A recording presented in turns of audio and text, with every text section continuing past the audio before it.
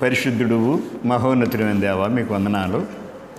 మరి మాకు ఇచ్చిన సమయం బయట వందనాలు. మరి పగలంతా కాపాడారు, అన్ని విషయాల్లో కాపాడుతున్నారు. మమ్మల్ని, మా బిడ్డలను కాపాడుతున్నారు, మా కుటుంబాలను కాపాడుతున్నారు, మా జీవితాలను కాపాడుతున్నారు, మా పనులను కాపాడుతున్నారు, మా ఆరోగ్యాన్ని కాపాడుతున్నారు, మా ఉద్యోగాలను కాపాడుతున్నారు, మా సమస్తాన్ని కాపాడుతున్నారు. సంఘాన్ని కాదు, ప్రపంచం అంతటినీ కాపాడుతూ ఉన్నారు. మీరు కాపాడబట్టి ఎలాగొన్నాము. అలాగే తండ్రి, ప్రపంచాన్ని మరి కరోనా వైరస్ చుట్టుముట్టింది. మీ చిత్తమైతే దాని పరిష్కారం మీ తోడు అనుగ్రహించండి. మరి మానవ పాపాలు ఉన్నాయి. ఈ మానవ పాపాలు అంతుపట్టిన పాపాలు మామూలు పాపాలు కాదు. పాపాలకి అడ్డు దారి ఇంకెక్కడ దరి లేనటువంటి పాపాలుగా ఉన్నది. లోకమంతా కూడా పాపంతో మునిగిపోయి తేలిపోతుంది. పాపంతో బతుకుతుంది. అంతా పాపమే, మొత్తం ప్రపంచమే పాపంతో ఉంది. ఎంతోమంది నీతిమంతులు ఉన్నారు అందులో, కానీ చాలా ఎక్కువ పాపంతో ఉన్నారు. మరి మీకు క్షమించి మీ చిత్తమైతే సహాయం చేయమని, దీవించమని ఈ విధంగా వాక్యం చెప్పడానికి సోదరులు బాధ్యత కలిగి సోదరులు సుబ్రహ్మణ్య గారు వస్తున్నారు. ఆయన దీవించి, ఆయన కుటుంబాన్ని దీవించి ఆశ్రయించిన వాక్యం మీ జ్ఞానాన్ని బోధిస్తుండగా సహాయం చేయమని యేసు ప్రభు పేరట ఏడుస్తున్నాం తండ్రి, ఆమేన్. ప్రభువుని ప్రియులారా, మీరు అందరూ బాగున్నారు కదా? మీరు బాగున్నారని నేను తలస్తున్నాను. మరి దేవుడిచ్చిన అవకాశాన్ని బట్టి దేవునికి వందనాలు చెల్లిస్తున్నాం. దేవుని వాక్యంలో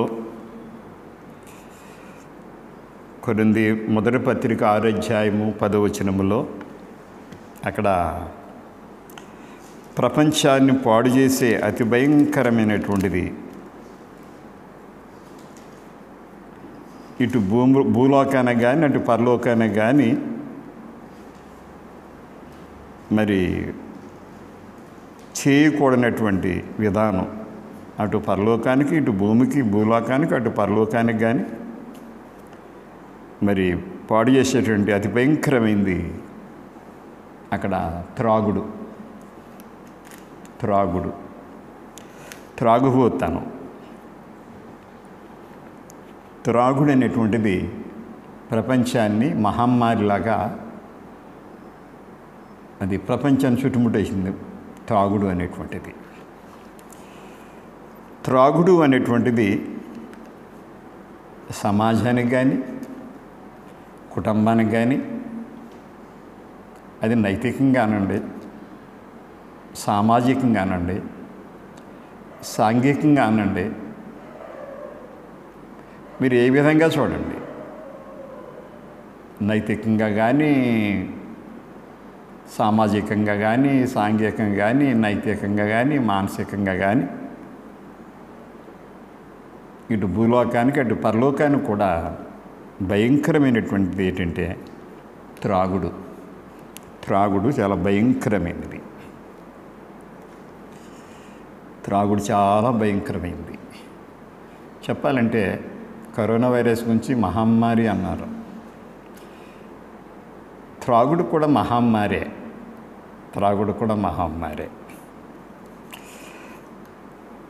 త్రాగుడు గురించి దేవుడు మాట్లాడుతూ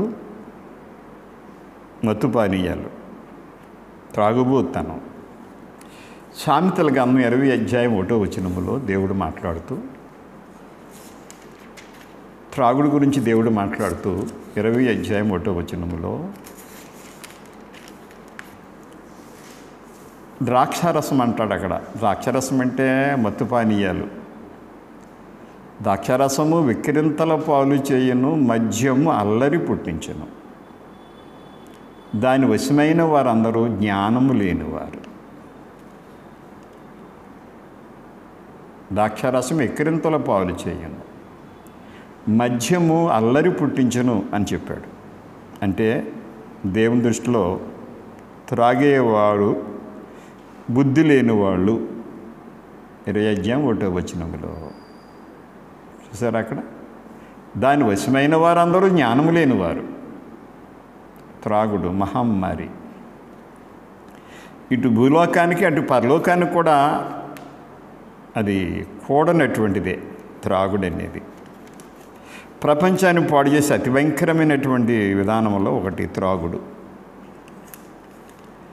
అటు రాజకీయాన్ని పాడు చేస్తుంది, ఇటు నైతికాన్ని పాడు చేస్తుంది, అన్ని విధాలా పాడు చేసేటువంటి కార్యక్రమం ఏంటంటే త్రాగుడు గురించి మాట్లాడుతా దేవుడు ప్రవక్తల ద్వారాగా కానీ వాళ్ళు అనేక మంది ద్వారాగా దేవుడు చక్కని విషయాలు రాసిపెట్టాడు. 23 అధ్యాయం సామెతల గ్రంథంలో 23 అధ్యాయం సామెతల గ్రంథంలో 23 అధ్యాయం సామెతల గ్రంథం మీరు దయతో మీరు అందరూ చూడాలని కోరుతూ ఉన్నాను. అక్కడ మనం జాగ్రత్తగా చూడాలి. 29వ వచనం నుంచి,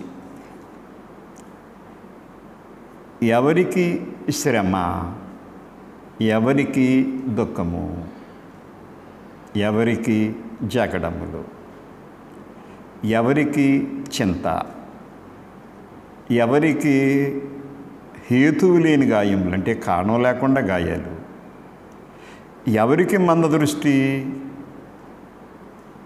ద్రాక్షారసముతో పొద్దుపుచ్చి వారికే కదా అన్నాడు. త్రాగుడు,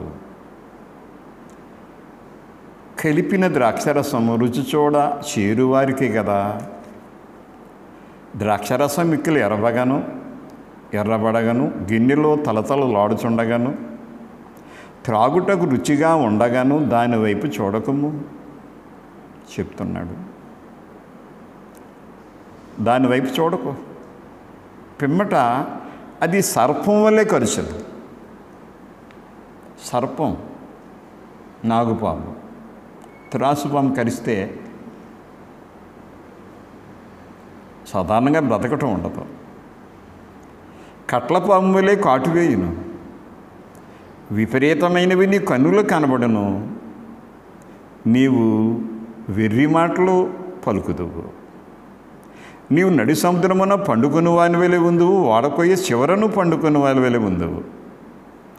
నన్ను కొట్టినను నాకు నొప్పి కలగదు, నా మీద దెబ్బలు పడినను నాకు తెలియలేదు. నేను ఎప్పుడు నిద్ర మేలుకొందును, మరలా దాని వెలుకుందని నువ్వు అనుకుందువు.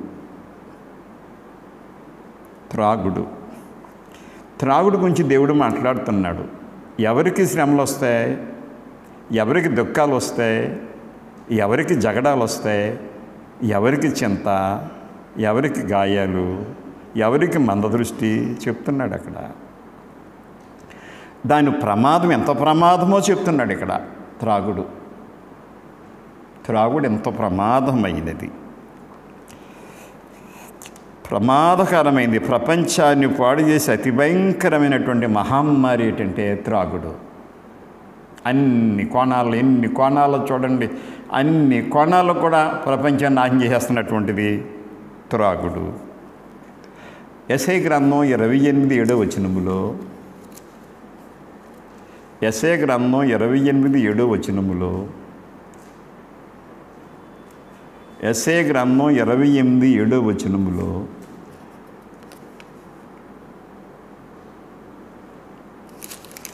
యెషయా గ్రంథం చూడండి. ద్రాక్షారసం వల్ల సొక్కి సోలుదురు, మద్యం వల్ల తత్తరపడుదురు.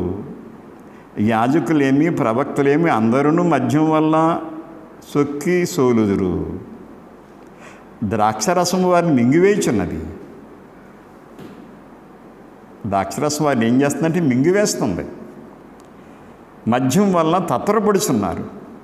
అక్కడికి యాజకులు కూడా దేవుని సేవ చేసే యాజకులు కూడా, ప్రవక్తలు దేవునితో దేవుడికి బదులు మాట్లాడేవాళ్ళు కూడా ద్రాక్షరసం వారిని మింగివేయుచున్నది. ఒకవేళ ఎవడైనా తాగుబోతుడు అవుతే, ఒక దైవజనుడు కానీ, ఒక క్రైస్తవుడు కానీ, లేకపోతే ఒక యాజకుడు కానీ, ఒక ప్రవక్త కానీ, ద్రాక్షరసం వారిని మింగివేయుచున్నది. ప్రియ సోదరి సోదరులారా, త్రాగుడు అనేటువంటిది మహమ్మారి, ప్రపంచాన్ని పాడు చేసే మహమ్మారి. నిజమే. హోసే గ్రంథం 4:11 వచనములో, హోసే గ్రంథము 4:11 వచనములో, వ్యభిచార క్రియలు చేయుడు చేతను, ద్రాక్షరసము పానము చేయుడు చేతను, మద్యపానము చేతను వారు మతి చెడిరి. వ్యభిచార క్రియలు చేయుడు చేతను, ద్రాక్షరసం పానము చేయుడు చేతను, మద్యపానము చేతను వారు మతి చెడిరి. మతి చెడిపోద్ది. త్రాగుడు సామాజికంగా, నైతికంగా ఎన్ని రకాలుగా మీరు ఆలోచన చేయండి. త్రాగుడు ప్రపంచాన్ని పాడు చేసే అతి భయంకరమైనటువంటి మహమ్మారి. ఇటు భూలోకానికి అటు పరలోకానికి కూడా పనికిరాదు. అది భూలోకానికి పనికిరాడు, పరలోకానికి కూడా పనికిరాడు తాగుబోతు. దాంతో గమనించాలి, మీరు ప్రతి ఒక్కరూ గమనించాలి.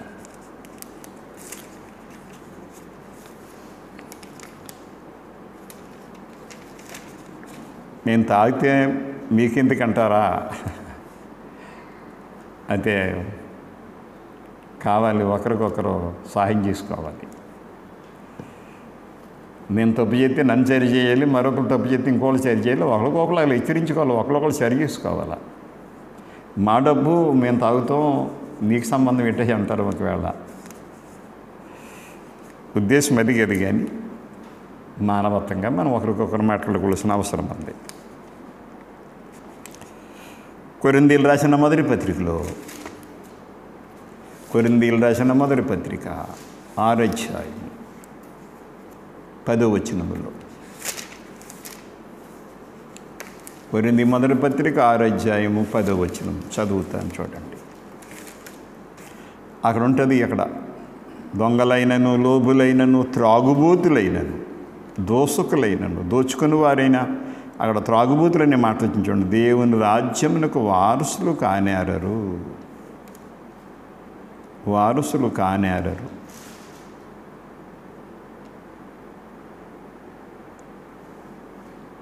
అది అన్యాయం అని చెప్పాడు. అన్యాయస్తులు దేవుని రాజ్యానికి వారసులు కానేరని 9వ వచనంలో ఉంది. కిందేమో జారులు, ఇంకా లిస్ట్ ఇచ్చాడు అక్కడ. విగ్రహారధికులు, వ్యభిచారులు, అడంగతనం గలవారు, పురుషంయోగులు, దొంగలు, లోబులు, త్రాగుబోతులు, దోసకులు, దోచుకునేవారు దేవుని రాజ్యమునకు వారసులు కానేరరు. మీలో కొందరు అట్టివారు ఉంటారు, కానీ ప్రభువైన యేసుక్రీస్తు నామమునను మన దేవుని ఆత్మయందుని మీరు కడగబడి పరిశుద్ధపరచబడిన వారు నీతిమంతులుగా తీర్చబడ్డారు. అలాంటి వాళ్ళు మళ్ళా తిరిగి అక్కడికి వెళ్తారా మీరు అన్నట్టుగా మాట్లాడుతున్నాడు. నిజమే. అందుకే దేవుడు త్రాగుడిని పరిత్యజించాలి.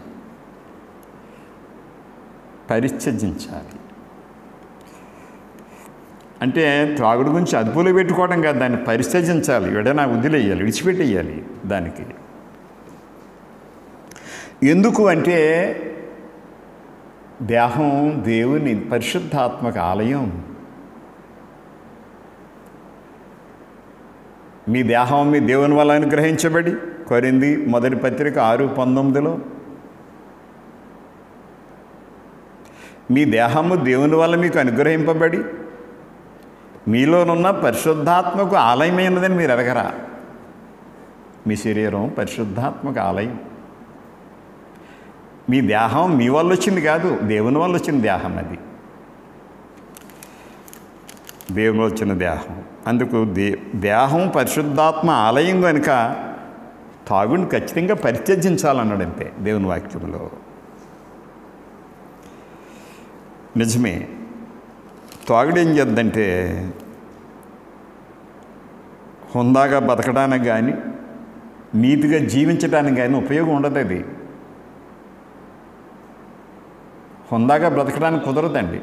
తాగేవాడు హుందాగా బ్రతకలేడు, విక్రంతలు పాలైపోతారు. తాగిపోతేని గౌరవించరు ఎవరన్నా. ఇంట్లో వాళ్ళు గౌరవించరు, పిల్లలు గౌరవించరు, తల్లిదండ్రులు గౌరవించరు, ఇరుగు పొరులు గౌరవించరు. అండ్ ఎరిగిన వాడు ఎవడు గౌరవించడు, దేవుడు గౌరవించడు, భూలోకంలో ఎవడు గౌరవించడో తాగేవాడిని.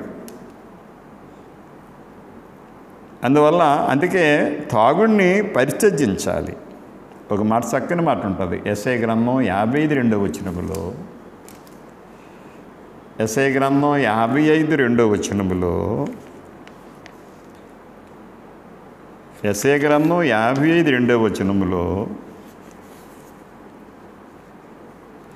చూద్దాం. 55:2 వచనములో,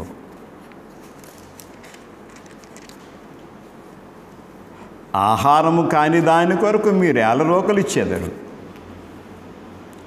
సంతుష్టి కలుగుజే దాని కొరకు మీ కష్టార్జితను ఎందుకు వేయపరిచెదరు? నా మాట జాగ్రత్తగా ఆలకించి మంచి పదార్థం భుజించుడి, మీ ప్రాణము సారమైన దాని యందు సుఖింపనీయుడి. అంచేతను ఆహారం కాని దాని కొరకు మీరు ఎలా డబ్బిస్తారు? అది ఆహారం కాదే, కడుపు నిండదేది. అది నీ జీవనం కాదే, నీ బ్రతుకుదెరువు కాదది. ఎందుకు నీ రూపాయలు ఇస్తావు? ఎందుకు అలా చేస్తావు? ఆహారం కాని దాని కొరకు మీరు ఎలా రూపాయలు ఇస్తారు?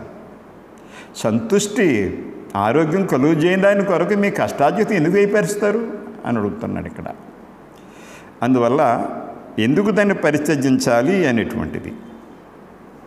తర్వాత మనం ఏమయ్యామంటే జీవాన్ని పొందాం, నిత్య జీవాన్ని పొందాం. జీవాన్ని ప్రవహించే ద్వారం ఇరుకు అన్నాడు. అందువల్ల మనం ఎక్కడున్నామంటే జీవంలో ప్రవేశించాం కాబట్టి దాన్ని పరిత్యజించవలసిన అవసరం ఉంది. ఇంకా ఏమంటామంటే మనం పాపము నుంచి విమోచించబడ్డాం. 6:14 రోమపత్రిక 6:14 రోమ 6:14 మీరు కృపకే గాని ధర్మశాస్త్రముకు లోనైన వారు కారు కనుక పాపం మీ మీద ప్రభుత్వము చేయదు. త్రాగుడు అనేది మన మీద ప్రభుత్వం చేస్తుంది. అంచేతను మన తాగుడు నుంచి ఏం చేసి పాపం నుండి విమోచించబడ్డాం కనుక అందుకే తాగుడిని ఏం చేయాలి? దాన్ని పరిత్యజించాలి. అందుకే తాగుడికి ఒక దృఢ నిశ్చయం చేసుకోవాలి. దానిని గంధంలో ఉంటుంది 1:8 శద్రకు మేషకి అభ్యర్థనగోలు దానియేలు వాళ్ళు రాజుకోటలోకి తీసుకున్నారు. మహామేధావులు వాళ్ళకి తరిపిదిస్తున్నారు, ట్రైనింగ్ ఇస్తున్నారు. రాజుకోటలో రాజుభోజనంతో ట్రైనింగ్ ఇస్తున్నారు వాళ్ళకి. వాళ్ళు అంటున్నారు 1:8 దానియేలు గ్రంథములో, మాకు రాజుభోజనం వద్దు. రాజుభోజనం ఎందుకు వెళ్తున్నారంటే మీరు మాకు బలాన్ని పెడుతున్నారు, మంచి బలం రావాలి, మంచి పర్సనాలిటీ రావాలని పెడుతున్నారు మీరు. అయితే మేము రాజుభోజనం అక్కర్లేదు, మాకు పర్సనాలిటీకి మేము తినే భోజనం మాకు ఉంది, దేవుని విధానాల్లో మేము తింటామని చెప్పారు వాళ్ళు. అంటే రాజుభోజనంలో తాగుడు ఖచ్చితంగా ఉంటుంది. అందువల్ల వాళ్ళు ఆ నలుగురు కూడా ఏకంగా రాజుభోజనం ఇది వదిలేశారు. రాజుభోజనం అంటే మామూలు భోజనం అని ఏమన్నా? రాజుల ఎలాంటి భోజనం ఉంటుంది? మాకు రాజుభోజనం వద్దు, మాకు కాయగూరల భోజనమే తింటాం మేము. కానీ తేడా వస్తే అడగండి మమ్మల్ని, తేడా వస్తే మనం తీసేయండి ఉద్యోగంలోంచి, మాకు ఈ ట్రైనింగ్ అక్కర్లేదని చెప్పేసాడు. 1:8 ఉంటుంది దానియేలు గ్రంథంలో. అంచేతను దానికి ఏం చేయాలంటే దృఢ నిశ్చయం తీసుకోవాలా. త్రాగడంత ప్రమాదమా అని. అలాగే దానియేలులోని 6:10 ప్రార్థన ద్వారాగా దాన్ని మనం తొలగించుకోవచ్చు. తాగుతూ చాలామంది ఆరాధన చేస్తున్నారు, ప్రభురాత్రి పొంది తినేస్తున్నారు. తాగేవాడు భూలోకానికి పనికిరాడు, పరలోకానికి పనికిరానప్పుడు అతని ఆరాధన పనికిరాడు. దేవునికి అతను డబ్బు అక్కర్లేదు.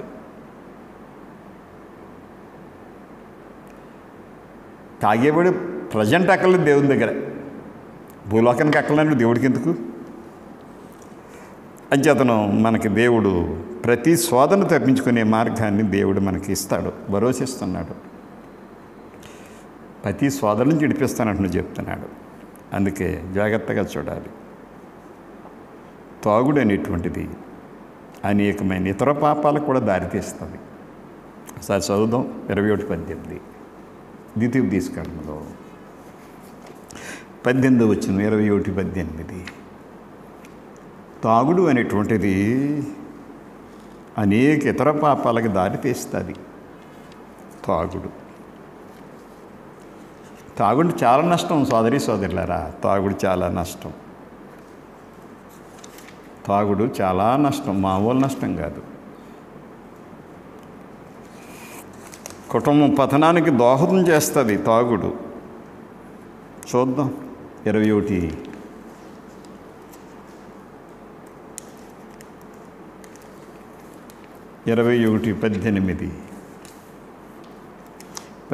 చదువుదాం. ఒకని కుమారుడు మొండివాడై తిరగబడి తండ్రి మాట కానీ తల్లి మాట కానీ వెనకయుండి వారు అతన్ని శిక్షించిన తరువాత అతడు వారికి విధేయుడు కాకపోయిన ఎడల అతని తల్లిదండ్రులు అతను పట్టుకొని ఊరి గవిని యొద్ద కూర్చుండు పెద్దల యొద్దకు తీసుకుని వచ్చి, మా కుమారుడైన వీడు మొండివాడే తిరగబడి ఉన్నాడు, మా మాట వెనక తిండిపోతును త్రాగుబోతును ఆయనని ఊరి పెద్దలతో చెప్పవెళ్ళను. ఊరి పెద్దలతో చెప్పాలటండి. మా కొడుకు తాగుబోతుడు తిండిపోతుడు నీడు ఆయన ఊరి పెద్దల దగ్గర తీసుకెళ్ళి చెప్పాలటండి. అప్పుడు ఊరి ప్రజలందరూ రాళ్లతో అతను సావగొట్ట వెళ్ళిన, రాళ్లతో కొట్టి చంపేయమన్నాడండి తాగుబోతుని. అట్లా ఆ చెడుతనమును నీ మధ్య నుండి పరిహరించదు. అప్పుడు ఇశ్రాయేలీయులందరూ విని భయపడుదురు. చూడండి, తాగుడు అనేది దాన్ని వదిలించుకోలేని స్థితి అండి. వదిలించుకోలేని మనిషి, దాన్ని వదిలించుకోలేని పరిస్థితి త్రాగుబోతాను. త్రాగుడు అనేది మామూలు కాదండి, చాలా భయంకరమైన పరిస్థితి. నిజంగా తాగుడు అనేది వ్యభిచారంతో ముడిపడి ఉంటుందన్నాడు. 23:20 వచ్చింది చూడండి ఒకసారి సామెతల గ్రంథంలో. త్రాగుడంట వ్యభిచారంతో నిండి ఉంటుంది, వ్యభిచారంతో ముడిపడి ఉంటుంది అట్టండి. 23:20 23:21 సామెతల గ్రంథంలో పేదరికానికి నడిపిస్తుంది తాగుడు. పేదపడి దరిద్రుడైపోతాడు తాగుబోతూ. తాగుడు వల్ల ముగింపుగా మనం తాగుడు వలన దేవుని సహవాసాన్ని, దేవుని రాజ్యాన్ని పోగొట్టుకుంటాం. అందుకు నా ప్రియ సోదరి సోదరులారా, అనేక మంది చెప్పారు బయట ప్రపంచంలో. షేక్స్పియర్ అంటాడు,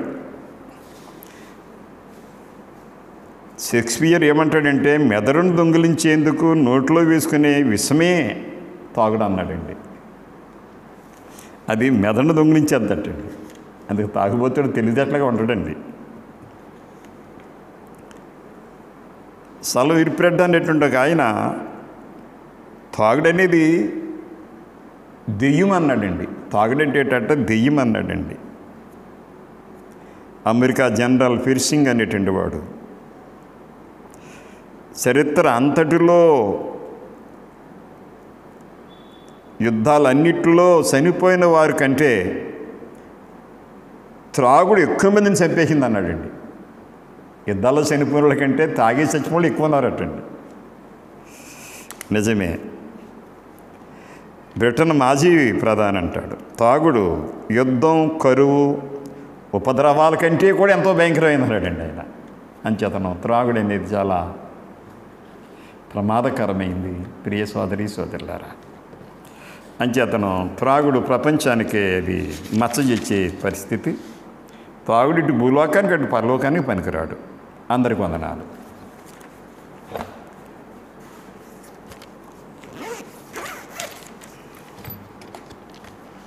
మీరు చేయండి. పరిశుద్ధుడు, మహోన్నతుడు, సర్వోన్నతుడైన దేవా మీకు వందనాలు. ఇప్పుడు వరకు ఇచ్చిన వర్తమానం ప్రజలు విన్నారు. మరి ప్రతి ఒక్క దాన్ని ఆలోచన చేయడానికి సహాయం చేయండి. ఇందిరా కాలనీ, కాకినాడ సంఘాన్ని, సత్యవరం, వీకేరాయపురం సంఘాన్ని దీవించండి. సంఘాలన్నింటినీ దీవించండి. రాష్ట్రాలను దీవించండి, దేశాన్ని దీవించండి, దేశాలను దీవించండి, ప్రపంచాన్ని దీవించండి. కరోనా వైరస్ని నడిపించండి. పేదలను దీవించండి. పంటలు పండించేవారు, పరిశ్రమ పనిచేసి మాకు కావలసిన సిద్ధం చేస్తున్న వారిని అందరినీ కూడా కాపాడండి. అన్ని కులాలు, అన్ని వర్గాలు, అన్ని జాతులు, అన్ని మతాలు, అన్ని శాఖలు అందరినీ కూడా మీరు దీవించండి, మార్చండి. మమ్మల్ని కాపాడండి. దూరదేశాల్లో, దూర ప్రాంతాల్లో ఉన్న ప్రతి వారిని కాపాడమని, ముఖ్యంగా కరోనా వైరస్ నుంచి మనం విడిపించమని ఈ ప్రార్థన త్వరగా రాబోచున్న యేసుక్రీస్తు ప్రభువు పేరట వేడుచున్నాం తండ్రి. ఆమేన్. వందనాలండి.